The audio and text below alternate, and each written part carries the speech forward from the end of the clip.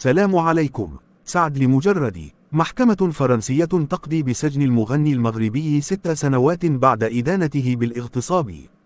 وبعد الفاصل.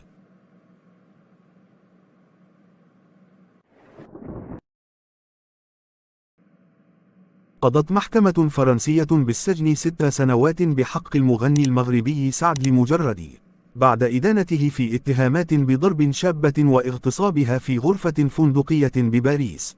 واستمرت مداولات المحكمة يوم الجمعة 7 ساعات، انتهت باقتناع القضاة بوقوع الاغتصاب على النحو الذي وصفت المدعية وقائعه بشكل دقيق. وأصدرت المحكمة أمرا بالحبس، ما يعني أن لمجرد البالغ من العمر 37 عاما سيودع السجن على الفور. وكانت النيابة العامة الفرنسية قدمت يوم الخميس طلبا بسجن لمجرد 7 سنوات بتهمة الاعتداء الجنسي.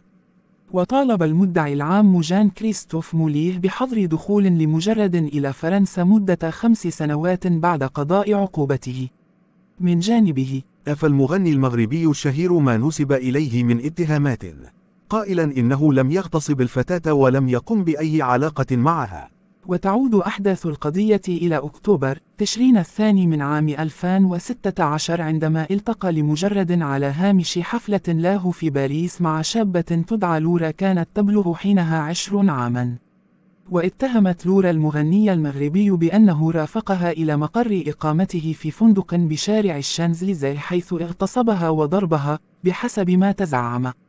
وفي يوم الثلاثاء روت لورا وقائع الحادثة والتي تطابقت مع رواية لمجرد في اليوم التالي، ولكن التطابق اقتصر على الجزء الأول من الأحداث قبل أن تختلف الروايتان بعد ذلك.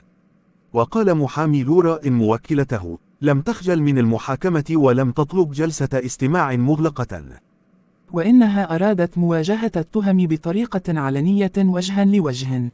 في الواقع كانت الأحداث التي مرت بها صادمة للغاية، ولكنها لا تزال قوية. ويحظى لمجرد الذي يغني ويرقص ويمثل ويكتب كلمات ويلحن وينتج موسيقى البوب المغربية بشهرة واسعة، ويحظى بمتابعة 14 مليون شخص عبر إنستغرام. وأودع لمجرد السجن قبل إطلاق سراحه في نيسان أبريل 2017، لكن مع إرغامه على وضع سوار إلكتروني لمراقبة تحركاته.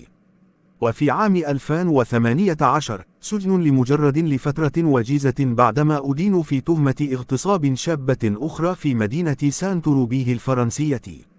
وفي عام 2015 اتهم لمجرد بالاعتداء الجنسي على شابة فرنسية مغربية في الدار البيضاء.